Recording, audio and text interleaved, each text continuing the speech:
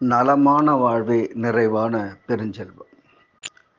உலக நாடுகள்லேயே ஆரோக்கியமான முதியவர்கள் அதிக எண்ணிக்கையில் இருக்கிற ஒரு நாடு ஜப்பான்.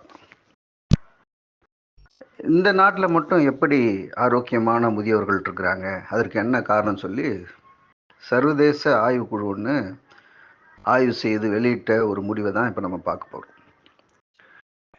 அந்த ஆரோக்கியமான நல்வாழ்வுக்கு முதுமையிலும் நல்ல செயல்திறனோடு இருப்பதற்கு காரணம் என்னன்னு அந்த ஆய்வறிக்கை சொன்ன தகவலை இப்போ நம்ம வரிசையாக பார்க்கலாம். ஜப்பானியர்கள் பதட்ட உணர்வு என்பது மிக மிக ரொம்ப குறைவு. எதையும் நிதானமாக பொறுமையாக செய்யக்கூடிய பழக்கமுடையவங்க, அது ஒரு காரணம். அதோட அவரோட உணவு பழக்கம்தான் அவர்கள் அதிக வயது வாழ்வதற்கும் ஆரோக்கியமாக வாழ்வதற்கும் காரணம் சொல்லி அந்த ஆய்வு சொல்லுது. அதாவது நல்ல சத்தான அரிசி உணவை அவங்க சாப்பிட்றாங்க, காய்கறிகள், மீன் உணவை அதிகமாக சாப்பிட்றாங்க. அவங்களோட சமையல் எண்ணெய் எதுன்னு கேட்டால் அவங்களுக்கு ஆச்சரியமாக இருக்கும். நம்ம நாட்டில் பேரை மட்டும் எள்ளு எண்ணெய் இல்லை, அது நல்லெண்ணெய், நல்லது செய்யக்கூடிய எண்ணெய் அப்படின்னு நம்ம சொல்கிறோம். ஆனால் அது ஜப்பானியர்கள் கடைப்பிடிக்கிறாங்க. அவங்க சமையல் எண்ணெயாக நல்லெண்ணெயை தான் பயன்படுத்துகிறாங்க. கூட ஆலிவ் ஆயிலையும் பயன்படுத்துகிறவங்களும் உண்டு. அதே போல் சர்க்கரை, இயற்கை சர்க்கரையை அவங்க உணவில் சேர்த்துக்கிறாங்க.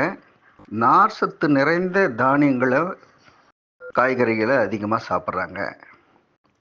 கொழுப்பு குறைவான அளவான கொழுப்புடைய உணவுகளை தான் அவங்க சாப்பிட்றாங்கன்னு சொல்லி அந்த ஆய்வறிக்கை சொல்லுது.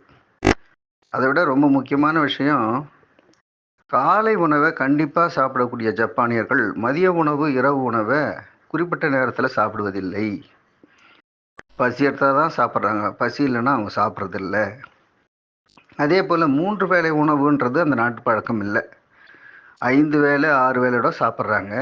அரை வயிறாக சாப்பிட்றாங்க, மென்று அரைத்து நிதானமாக சாப்பிட்றாங்க அப்படின்னு சொல்லி இந்த ஆய்வு அறிக்கை சொல்லுது.